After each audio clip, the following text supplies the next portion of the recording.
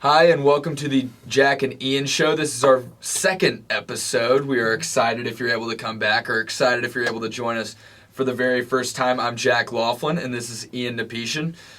With that said, I think it's time to go ahead and kick things off. Ian, you want to go ahead and get us started with some players of the week? Yeah, let's do it, Jack. All right, so we're going to get right into the thick of it with some NFL topics and stories. So in regards to players of the week, we decided that Josh Allen for the Buffalo Bills has to be on the list. And Josh Allen had a fantastic week playing against the Washington football team. You know, I mean, I know a lot of people, you know, especially myself, having Josh Allen on a fantasy team. He got off to a slow start, but this week he was banging on all cylinders.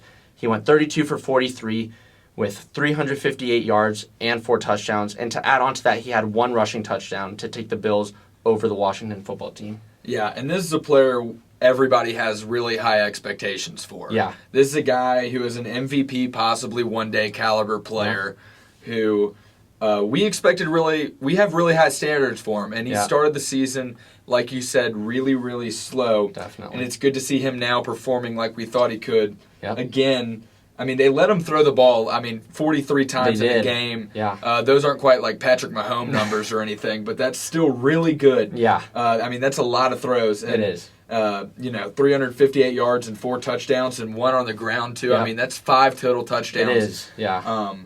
For a guy to have a really impressive week, Yep. especially against a Washington defense that can be pretty stout. It can, especially with Chase Young back there. I mean, he is a force to be reckoned with, and the Buffalo Bills basically just negated him completely. So that was a really nice job done by Josh Allen and the Bills. And then moving on now to the NFC, we're actually going to choose another quarterback, and that's going to be Matthew Stafford. And Matthew Stafford had a great week with the Rams again. He's been on a huge roll with the Rams so far.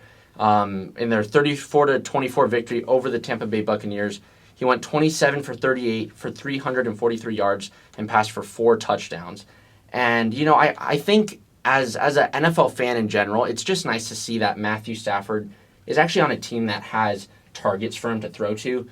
You know, because this guy has always been a fantastic quarterback, but with the Lions throughout his entire career, he hasn't had anybody really to target. And, you know, in my opinion, that's kind of what made him seem like he wasn't as good as other quarterbacks. But now that he has targets to throw to and he has a full team around him, he's really able to shine. And that is absolutely true. I don't know if you've seen the numbers on it or not, but Matthew Stafford has been in the league since 2009. All those years were spent with Detroit, the team that drafted him. And he just now got traded to the Los Angeles Rams, which is where he's had his season thus far. Now, some stats on that. Currently, Matthew Stafford is having his best season ever, and it's honestly not even all that close. His QBR this year is 82.6, when his previous high was 71.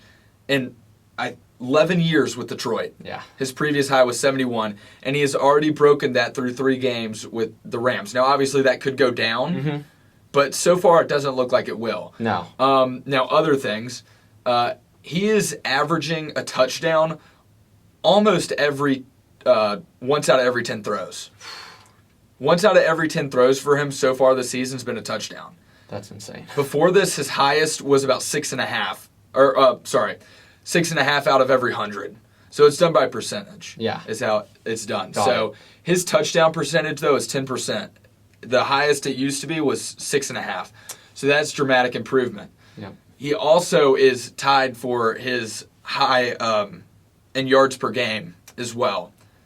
So he is really hitting a stride with the Rams this season. Yeah. I think it's something that we all are really happy we're all really happy for him because if we're being honest, I think we all knew he was really talented in Detroit, but I mean, he just never had any help. He didn't. He really didn't. And it's, you know, to me, Matthew Stafford is a Hall of Fame caliber quarterback, and I'm sure a lot of people out there will agree with me, and some, you know, might disagree, but this guy has always been good. It's just the fact that on the Lions, they never brought anybody in to really complement him in the attacking game, you know. So, again, it's just nice to see him on a team where they're committed to giving their quarterback options, and that it's a team that's committed to competing, you know, because the Lions for the longest time, and you know, the Lions even now aren't really competing with anybody in the league, in my opinion. So overall, it's just great to see Stafford on a winning team. I mean, he really only ever had Calvin Johnson. Yeah. That's the only player. That guy's an all-time great wide receiver. Yep. But his career was not long. No. And that's the only weapon. Yep. So, the best defender was always Arnhem. And so Matthew Stafford had to go other places. He had Tate, I guess. Yeah. But, he's fine. Yeah. He's nothing special. But, now, with the Rams, he's got weapons all over the place. Yep. And a defense to go with it. That was always a struggle in Detroit. Looking at his records, when he was with the Detroit Lions, he was they never really had that good of a season. His best season was 11-5, which is good. Mm-hmm. But, he had way more losing seasons than he had winning, and most of them were not his fault. No, exactly. Yeah. Yeah, so, good for him for getting out of Detroit and getting in L.A. I'm sure it is a very different experience in L.A. versus Detroit. Yeah. How depressing is that, to be on a team that sucks and then you walk outside and then you're in Detroit? Yeah. And then it's cold also. Yeah, honestly, poor Jared Goff. That poor guy has worse because he got traded. Ever. He got traded from LA Yeah. to Detroit. Yep. That is exactly. That is terrible. Everybody, prayers for. Yeah, for real. Prayers for Jared Goff. Man, that guy has had a tough last year. Yeah, but on top of COVID and everything else. Jeez. Yeah, but anyways, moving on now. We do want to talk about some more players of the week and going from Detroit to another town that's not necessarily the nicest place, but Cleveland. So let's talk about Myles Garrett, because Myles Garrett and the Cleveland defense in general had a fantastic game against the Bears. Myles Garrett had 6 tackles, 4.5 sacks. The Bears Browns, had 1 yard. Yeah, they had 1 yard of total offense, and actually Cleveland in total had 9 sacks and held the Bears to only 6 points the entire game. Yes, that was the game. Justin Fields was sacked 9 times, which is the second most a starting quarterback has ever been sacked on their first career start. So what's the most then? The most is Greg McElroy was sacked 11 times in his first start. Dude. Can you imagine? Welcome to the NFL, right? Seriously, man. Yeah. Justin Fields was sacked 9 times. It's time to apologize to Mitch Trubisky. Yeah. Yep. Because let's be honest, there is no offense there either. We just talked about Detroit and how their offense is bad, which, by the way, they're still bad. Too bad. We'll talk about the Ravens game in a minute. Yeah. But with Chicago, we thought Mitch Trubisky was the problem. Yep. For years, we said you shouldn't have drafted him. Yep. This is a bad quarterback, and you need to trade him or else you're never going to be good. Exactly. And then, we saw Fields, and he was so good at Ohio State. He was explosive. He was able to get the ball down the field. He's able to run it. Yep. He was an explosive guy that could account for a lot of yards on offense. Yeah. And in his first game in the NFL, they get 1 yard of total offense is just terrible. It's absolutely embarrassing. And, going back to that quarterback situation and kind of talking about the Bears quarterbacks over the years, I do think it's interesting how when Andy Dalton went over to Chicago, how all the Chicago fans were just kind of like, oh, get this guy out of here. He's too old. We had Justin Fields, and we want him to start. I just thought that was super interesting, just because it's not like Andy Dalton's a bad quarterback. He obviously he's not the greatest quarterback that's ever lived, but he's not a terrible quarterback either. And I think people need to give him more respect than what's given now, right? And realize that, look, there's a reason why he's playing over Justin Fields. And again, Justin Fields is a rookie quarterback. Normally, rookie quarterbacks should not, come into their first season and start playing from game 1. I think they need to sit for a season or two behind the main starter, and that should be Andy Dalton. But I don't know. I just feel like people are super disrespectful to Dalton. Yeah, Andy Dalton's one of the best redheaded quarterbacks of all time. Easily. He's easily top 10. So the amount of respect that's given is slim to none. Yeah. That said, Justin Fields did not look good. He was 6 for 20 for 68 yards. Yeah. And then he was sacked 9 times. On top of that, the Chicago offense only had 46 total yards rushing.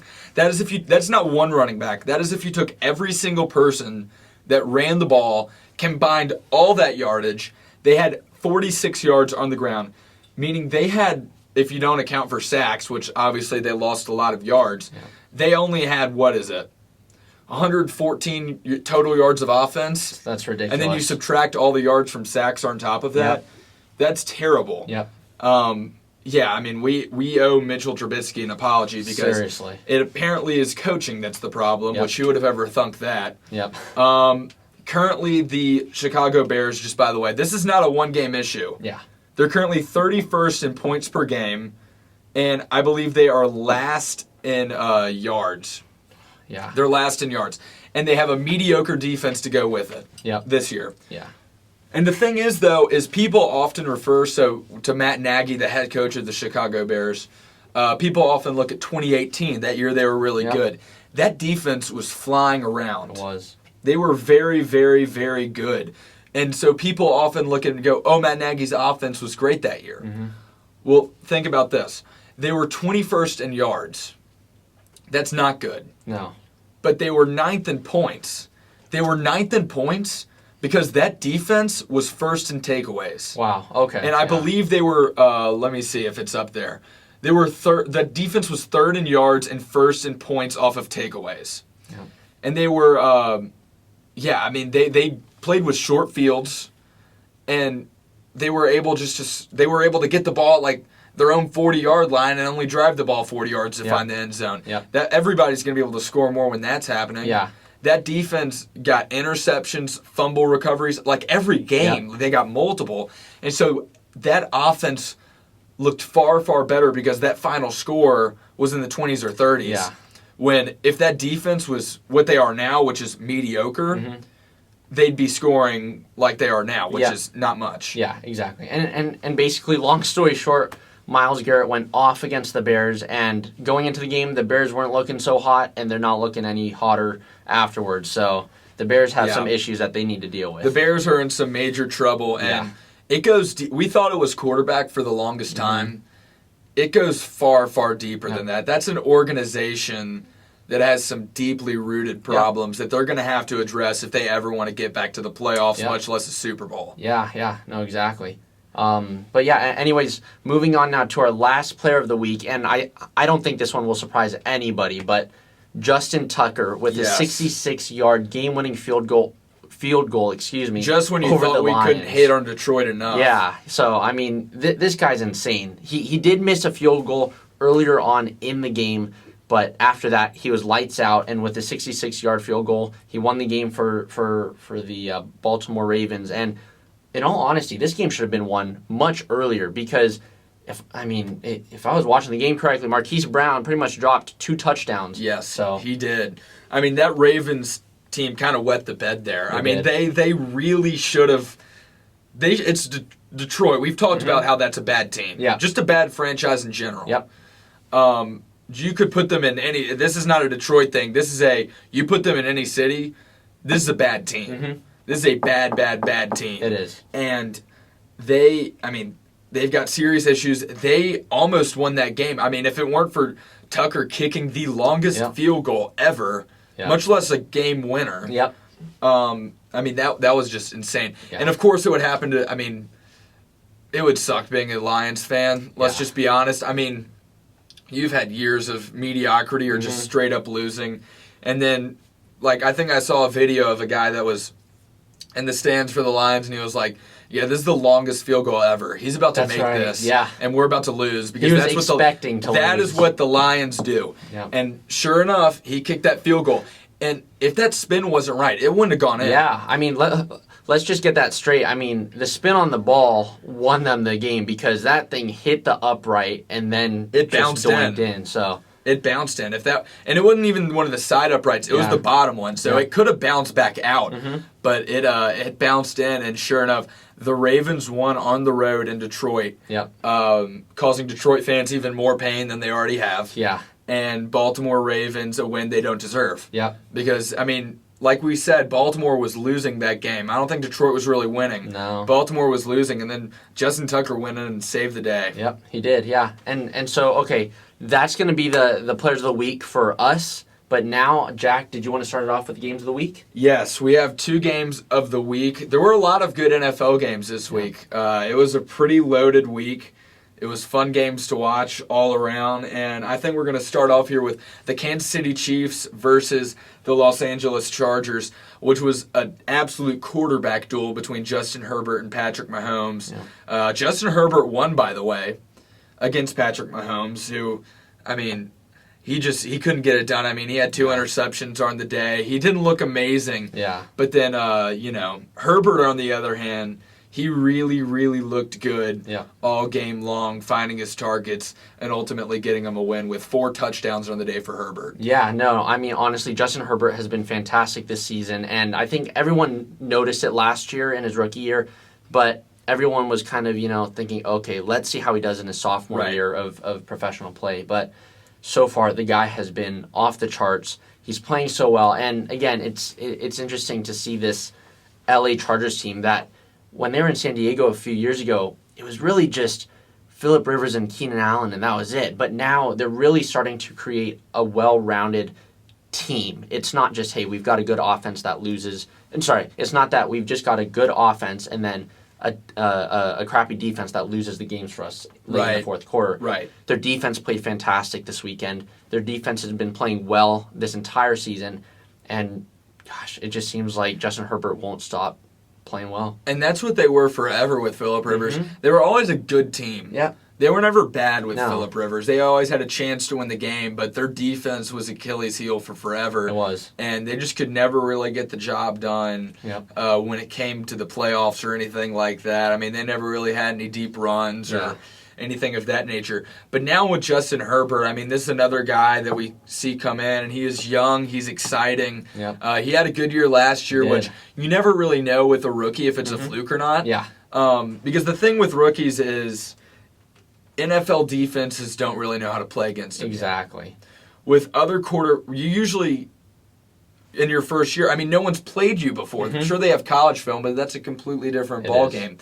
So it can be easy a lot of times for some rookies to come in, especially early on, and impress. Yeah. What really matters is how they do their second and third years to see if they're actually a legitimate quarterback, or if they just had a really good rookie season. Exactly. And then, they kind of fade into mediocrity. Yep. And so, again, the Chargers beat the Chiefs. It was a fantastic game.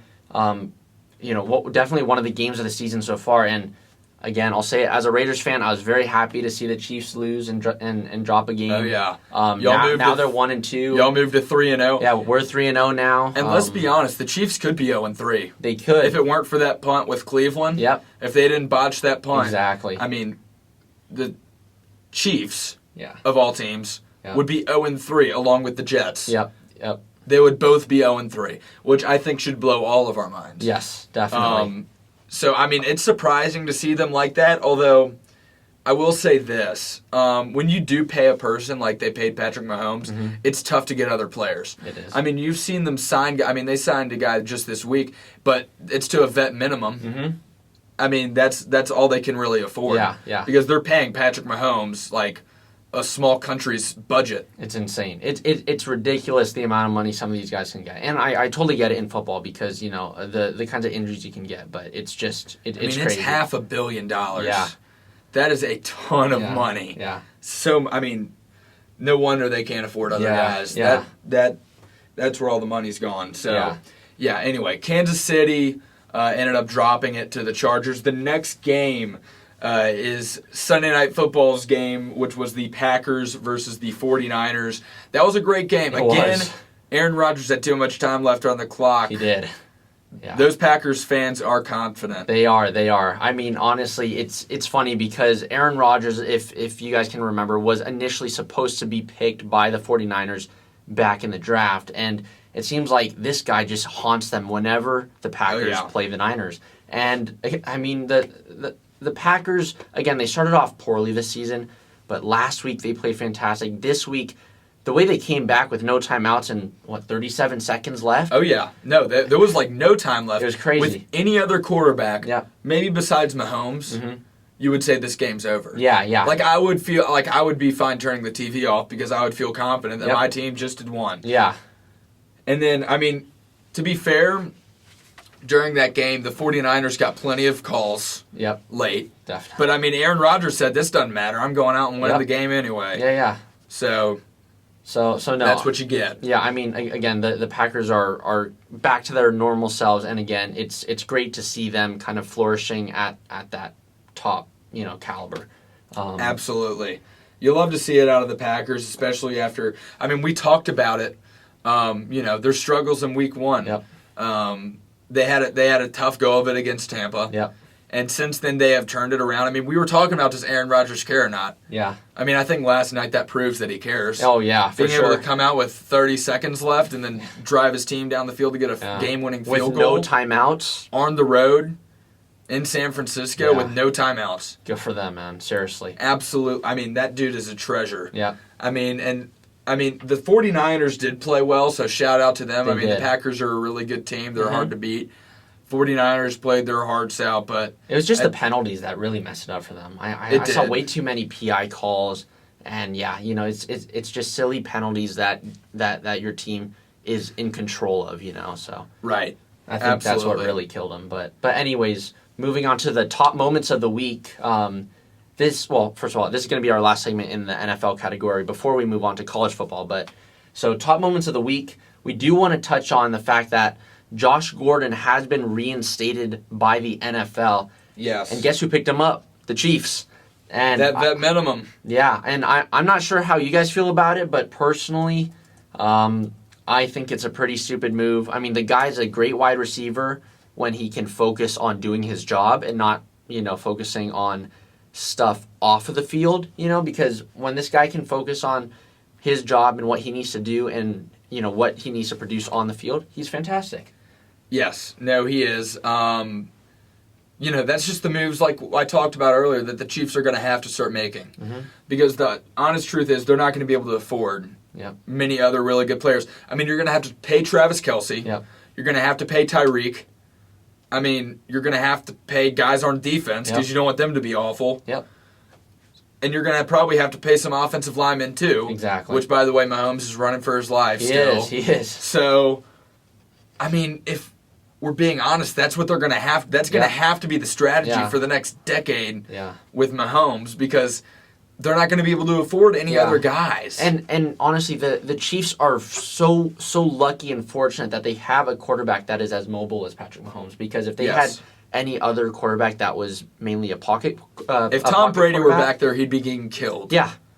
It's just they are so fortunate to have a quarterback that can run and that is as talented as Mahomes. So they would have made Tom Brady retire, which is saying a lot. Yeah. No, that offensive line needs some work, and unfortunately for them, this is the sacrifice of paying a quarterback $500 million. Yeah. Other top moment: Eli Manning last night flips off a nation. I think we're going to let that breathe for a minute. It was a double flip off. Let's be honest. It was. I think that was for us always loving Peyton more, if I'm being honest, if I'm to give it a reason. I mean, that broadcast, though, with the Manning brothers has been intensely entertaining. Yeah. They've had LeBron James on. He's flipped off a whole country. It's been fun with them, with Peyton and Eli calling that Monday Night Football game together. But yes, that did happen. I feel like when I first saw that stuff, I didn't watch it live. Mm-hmm. So I was just scrolling through Instagram or something. I thought it was fake. I thought it was fake too. I didn't think that that on ESPN. Mm-hmm. Or not, it wasn't ESPN. It would have been. It was. Yeah. It would have been ESPN. I don't know why I thought it was NBC or something. Right. Yeah, Monday Night Football, ESPN. I don't know why I thought that was fake, with the exception of that it's ESPN. But I saw a billion of them, oh haha. Yeah. And then I saw a video of it to check and see if it was real, and it was. Yeah. It blew my mind. Yeah. He did that on national TV. I mean, I saw it on Instagram as well, and I didn't really realize how crazy or how viral it went until all my friends started saying, "Oh crap, dude! Eli literally, flipped the bird off to ESPN and everyone." That's hilarious. I mean, and it wasn't even that. What he was doing was, if you go back and watch this segment, he was talking about how Philly fans, he was saying that would be a 9-year-old Philadelphia fan, which I 100% believe. Yeah, Philly fans are ruthless. Let's Let's be They clear. hate Santa. I mean, they have. I mean, they're ruthless. I mean, they're notorious. Yeah. Not just in football, but every sport. Yeah. But football, those Eagles especially. Yeah. Those Eagles fans are mean, and that's what Eli was saying. Is 9-year-old flips him the bird every time he goes. That was definitely entertaining though. Yeah. That brightened my day. It was for sure. Switching to some college football here. Yeah. Both of us were at the TCU SMU game. Yeah. Both of us have very strong feelings about this. So we're not going to stay on this long. Yeah. Because trust me, we could talk about this for probably an hour. Yep. Now, this game, from the TCU perspective, was terrible. It's terrible for a multitude of reasons. The defense was awful, which is what they normally hang their hat on. Offensively, they just looked flat in the second half. Yeah. And then on top of that, when you're looking at the big picture of things, you are in a college football landscape that could not be more evolving, and you are putting your worst foot forward at the worst possible time. And that is what really, I think, bugs people. Yep. And I do want to take you guys through some of the key points that I kind of took away, at least, from this game. So first off, offensively, our offense has been struggling over the last couple of weeks. I mean, obviously against SMU and against Cal Berkeley. But in terms of statistics, Max Duggan went 16 for 28, threw for 276 yards and for 3 touchdowns, which... Those stats are deceiving. Yeah. On paper, it looks fantastic, right? And again, I'm not saying Max Duggan's a bad quarterback, but he didn't have the best game this week, okay? But yeah, so those statistics are definitely deceiving. Zach Evans was the only bright spot in my opinion on the TCU offense, or just, I mean, he was... One eternity later. All right, we're sorry about that again. That's the second week that's happened. I think we'll get that figured out. Yeah, for sure. Anyway, we were talking about the TCU SMU game. For y'all don't know there was a break, but for us, it's important to remind ourselves of where we just have been. Yeah, so basically, getting back to those stats, Zach Evans, who, again, was the only bright spot and the only good thing to take away from the game, he had 15 carries for 113 yards, which came out to average 7.5 yards per carry, which is absolutely ridiculous. Unbelievably good. Yeah, and I just think it's kind of interesting how someone who averages 7.5 yards per carry only got 15 carries the entire game. And, especially when our offense, especially our passing offense, was not good. Right. So a lot of the issue in this game has to do with coaching decisions like, how many times we handed off to the best player on the field, which was 15. Yeah. He should be getting 20 to 30 easily every single game. Exactly, yeah.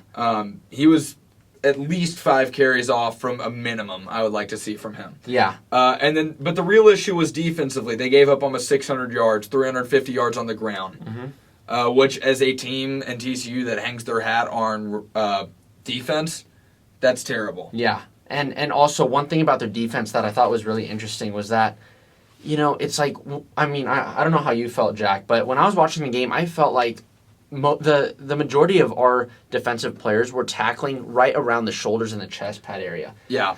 And the thing is, you're never going to bring someone down when you tackle them up here. They were not tackling well. Yeah, you need to tackle from the waist and below, because that's when you can really wrap your arms around the players and get them down at that spot. Because I think we saw it. SMU's backup running back, or fullback, if you will, Levine, that guy just pounded the rush game. Yes. I mean, again, players would attack him up here, and he would just use his force to push him over. And, that's one simple thing that, was in our control, but we didn't do it well. We didn't execute, and that really killed us. Yeah, no, TCU should have won that game against SMU. I think TCU certainly has more talent. I think SMU's a good team. But if we're being honest, I mean, just execution was so poor. Yeah. And another thing is, I mean, this TCU team, to me, does not have much of an edge, which I think is important. I think it's important to have some teeth on defense, to be able to be gritty, to be able to get into it. And they just don't seem to be that type of team. Yeah, exactly. They don't have any real chip on the shoulder that's visible. Mm-hmm. They certainly don't play like it. Yeah. And actually, that's interesting you said that because we left the game, or I left the game a bit early to come back home, and I was watching the end of it on ESPN, and one of the announcers said, it looks like this TCU defense has given up. And yes. I'm pretty sure that's exactly what happened. I mean, I hate to say it, but... No, that is what happened. It sure looked that way. And, it's just, you never want to see that from any team in any game, let alone the Iron Skillet match, because, I mean, you're playing SMU. This is one of the biggest games of your season, and you can't give up. Right. It's just unacceptable. But I agree with you. They do have Texas this weekend, which TCU does notoriously bad the week before Texas, because that's a big game for them, especially this year with Texas possibly leaving with Oklahoma. Which, speaking of Oklahoma, this year they have not looked very good. Spencer Rattler was booed, which is terrible. I mean, that dude was the Heisman favorite to start the season. He has thrown picks like crazy. Yep. Last game against West Virginia, he was 26 for 36 for 256 yards, 1 touchdown, and 1 interception, which, when you consider that it's West Virginia, is very unimpressive. Yeah. Especially for an Oklahoma quarterback. I mean, you're talking about dudes that are awesome in the NFL now. Yeah. Like Baker Mayfield or Kyler Murray. Exactly. Or Jalen Hurts. Those are 3 NFL starters. Yep. On pretty good teams, all of them. And so you now see Spencer Rattler try and fill those shoes, and he has been underwhelming, to say the least. Yep. Now, that said, I think he is getting too much of the blame. The real issue here is a lot like the issue you see with the Bears, at least on the ground. Yeah. The Oklahoma offense only had 57 total yards on the ground rushing, which is really bad. That's piss poor. That is really bad. And so when you blame it on Spencer Rattler, who had a decent game, I mean, those aren't Heisman stats at all. No. But that's fine. But 57 total rushing yards is just awful. Yep. And DeMarco Murray is the running back coach there. I believe he's the running back coach there. Is he really? Wow. Yeah, I think he is. Let me make sure real quick. That poor guy got ran into the ground by the Cowboys. Yeah, that's an example of a guy that got too many carries. Yeah. Seriously. Yeah, he got way too many carries. I'm pretty sure he's the running back coach now at Oklahoma, which is his alma mater. Yeah. And hey, folks, again, I am not the college football expert, so please don't be like, Ian, add some, please add some stuff in or some insight, because I have no idea what I'm talking about when it comes to college football, unless it's about TCU games, because I obviously attend those. But. Yeah, he is the running back coach. Yeah, he's the running back coach at Oklahoma. So he has done a terrible job with the Sooners and their run game. I mean, 57 yards against West Virginia. Yeah. I mean, West Virginia is not a good football program. I mean, they're fine. I mean, they can be ranked, but they're never going to be good. Sure. And so to have 57 yards is really has got to be disheartening. Yeah. And not enough people have really talked about that. The one bright spot for them is their defense did look good. They've notoriously had a bad defense for years and years. And finally against West Virginia, I mean, they held them to 13. So that's pretty good. It's definitely better than probably would have happened in years past. But, I mean, they're going to have to step it up once they get to better competition. I mean, this year in college football, I have not seen so wide open. Because normally you would just assume Oklahoma wins the Big 12. They're the best team in it. You assume they win it every single year. They've won it the last few years. Have they? Yeah, they have. I mean, they just run right through. So you are shocked. You should be shocked to see that they are doing this bad and leaving the Big 12 this wide open. Another conference that's wide open that normally isn't is Clemson. Clemson just lost their second game of the season in the 4th week. They are now 2-2. They have now dropped from their previous ranking to now number 25. They're the 25th best team in the country according to ESPN. They were previously in the top 10 for 97 straight weeks. They had been considered a top 10 team in the country. This is the second longest streak ever besides Miami, which was 137 straight weeks from 1985 to 93. Dang. And now Clemson's number 25. So that is a major drop-off. I mean, you're talking about being top 25 for 97 straight weeks of college football. That's not year-round, by the way. That's just of college football season, which makes that seem even way longer. Yeah. I mean, Clemson's just been utterly dominant really since about 2014. 2014, they started being dominant. That's the beginning of the Dabo Swinney era. And since then, they've been in the championship game or contending for it or winning it really every year. And so it really is surprising to see them really fall from graces and now find themselves at 25. The last time, by the way, that they started season 2-2 was 2010. I was in the second grade. Yeah. I was 7 years old.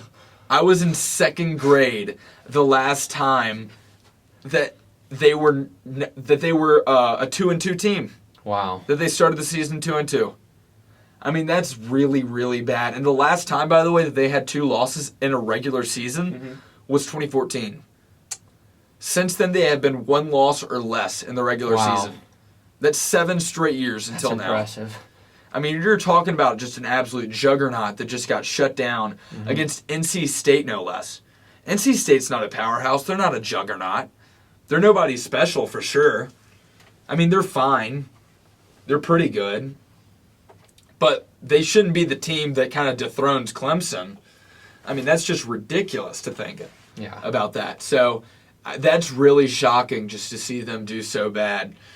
I guess now looking forward to this next, or we'll go with 2 more. 2 SEC teams that have impressed so far, or Georgia and Arkansas. Georgia absolutely. I'm trying to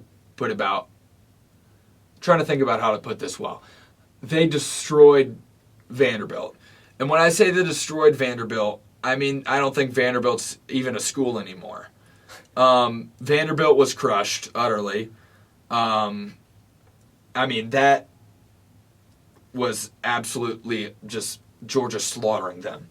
I mean, to beat a team, I mean, this final score is just ridiculous that they had. I mean, yeah, look that up real quick. Yeah. I want you to get a reaction from this. Georgia Vanderbilt.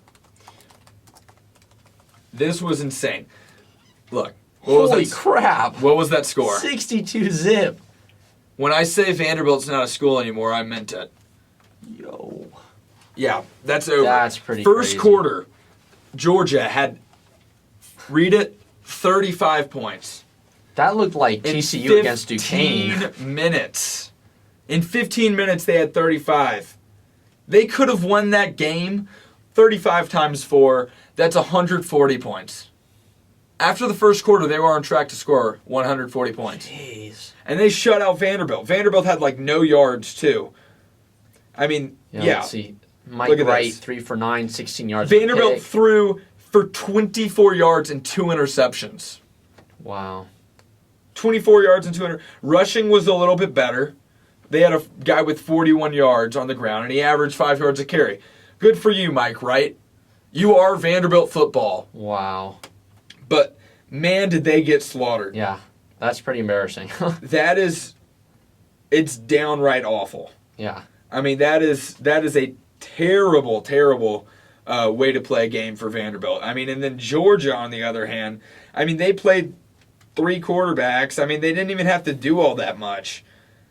You look at their box score, they didn't have anybody do anything special. No, it wasn't. I mean, this was a by-committee win. Yeah, everything honestly looks pretty average. I mean, Stetson Bennett, 11 for 15, 151 yards. JT Daniels, 9 for 10, 129 yards. Carson Beck had he went 1 for 3 for 11 yards. I mean, again, this is nothing special, but at least at least Georgia was able to give some of these guys some time. I mean, because they had 5 guys with a rushing touchdown. I mean, yeah, Georgia dominated this game. Honestly, it's as simple as that. Feel bad for Vanderbilt. I pity them greatly because, I mean, that's just. I don't know how can you can even respect yourself after losing a game by that much. I mean, that's just terrible. Yep.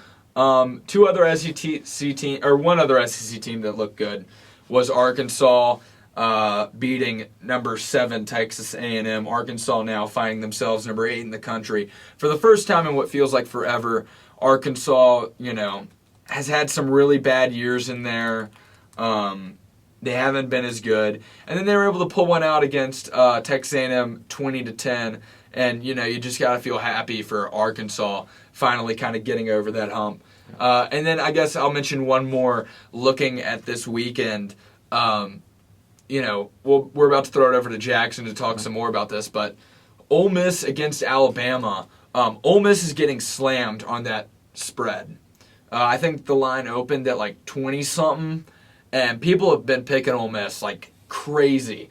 That game is going to be insanely exciting with two of the best quarterbacks in the country. My pick for Heisman, Matt Corral, in it. I am extremely excited about that one. With that said, I don't know if we've got anything else for today. I think it's about time for you to learn how to make $1 billion like that. So with that said, I think we go ahead and throw it over to Armin and Jackson. Yep. All right, Jackson, take it away. Hello again, sports gamblers. Welcome back to this week's edition of my picks. 3-2 last week. That's winning. Overall record now improves to 11-3-8. Profit, money in your pocket. Thank me later. Buy me lunch maybe. Keep that in mind. 3-2 last week. First game up this weekend. Big games this week. First game up. Arkansas plus 18.5 versus Georgia. Top 10 matchup. I said it last week. I'll say it again. Arkansas's back. How are they 3-score underdogs in a top 10 matchup? Doesn't make sense to me. Something's going on in Vegas. Maybe they know something we don't. I think I know something they don't. Arkansas 18.5. Take it. They're 4-0 against the spread this season. They have a real experienced team, already beaten 2 ranked opponents in Texas and Texas A&M. They have 19 redshirt seniors on the team. Very experienced, very ready to play. Arkansas's back. Take them 18.5, plus 18.5 to cover this weekend against Georgia. Next game up, Big 12. Kansas State versus Oklahoma. OU is a fraud team. Spencer Rattler, fraud Heisman candidate. Not good. Didn't perform well last week against West Virginia. Had his own fans calling for Caleb Williams' backup. He's not going to be able to perform this week either. On the road against K-State. OU historically struggles against Kansas State. They will struggle again this week. Lost to him last year. They'll lose to him again this week. Kansas State plus 10.5 underdogs. I'm taking that heavy. Kansas State 12-5 in its last 17 conference games against the spread. I take that any day of the week. 17-8 against top 25 against the spread in its last 25. I will take that any day of the week. Hammer that one, hammer that one, hammer that one. Kansas State plus 10.5 versus Oklahoma. LSU, back to the SEC. LSU minus 3.5 versus Auburn. LSU's going to steamroll this game. It's not even going to be close. Auburn can't play SEC football under Brian Harsin. It's plain and simple as that. When you almost lose to this team like Georgia State at home, ugly. LSU 12-2 straight up in its last 14 home games, 5-1 in its last 6 conference games against the spread. Auburn 1-7 against the spread against teams with losing records, and you guessed it here, folks. LSU has a winning record. Auburn 1-7 against teams with winning record. LSU has a winning record. They'll move to 1-8.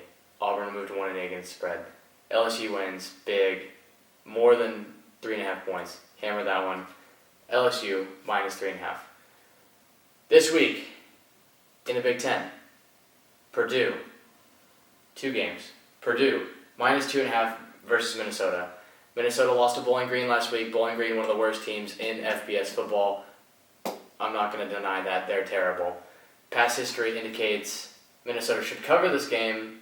Historically, they do well on the road, but not without their star running back, Muhammad Ibrahim. Purdue has 2 quarterbacks that are going to hurt Minnesota's defense in a lot of ways. Purdue wins big, covers easily. -2.5 Purdue. Also in the Big Ten this week, Michigan +1 underdogs versus Wisconsin. How they're underdogs, I have no words. I don't understand how Michigan's underdog in this game. Michigan's defense, number 4 in the country. They'll cover this game alone with Graham Mertz pick sixes. Graham Mertz threw back-to-back pick sixes last week against Notre Dame. That cost them the game. Wisconsin also gave up 31 points, which included a kick six, 2 pick sixes, and really bad defense. Wisconsin gave up 31 points. Michigan, top 4 defense in the country. Wisconsin's offense not going to be able to perform. Hammer this under, too. Keep this under in mind. The under is 43.5. This could be a defensive struggle. 2 top defenses going head-to-head this week. Could be big defense. Big 10 defense, Big 12 offense. That brings me to my can't lose parlay. This is extra. I usually don't give this out for free. This is extra. Be thankful. Can't lose parlay this week. We're covering 3 different leagues. College football, NFL, MLB. This Saturday, Braves, money line versus Mets. Braves trying to get that number 1 spot in their division. Gotta win games. They'll win this one against the Mets. Braves money line. Next game, NFL. Lions +3 versus the Bears. The Lions are the best 0-3 team in the NFL. I'll say it again. Lions best 0-3 team in the NFL. Bears, possibly without Justin Fields. Could start Justin Fields though. Either way, they're not going to beat the Lions. Lions will cover +3. This last one, I really like. Texas versus TCU, over 65.5. Last week, both TCU and Texas games hit the over. TCU losing to SMU hit the over. Texas beating Texas Tech hit the over easily. This game will also hit the over easily. TCU's defense, not good. Texas defense, historically, not good in the last 10 years. So take those picks easy. Remember, 3-2 last week, 11-3-8 overall. 3-2, 11-3-8. That's winning. That's winning for you. That's winning for me. It's winning for everyone. Thank you. I'll see you next week. All right, Jackson, thank you so much. And folks, again, make sure you listen to Jackson. This guy knows exactly what he's talking about. Trust him with my life. Yep, exactly. Yeah. So anyways, that's going to be the end of the video. But we do want to thank you guys so much again for tuning in this week. This is our 2nd episode, and we're hoping to pump out, episode after episode after episode as the weeks go by. And just make sure to follow us on social media, on Instagram, please. That would be a great help for us as we're trying to grow. But yeah, I think that's it. I think that's all we got, Ian. All right, sounds good. Hey, thank you again. We'll see you next time. Bye.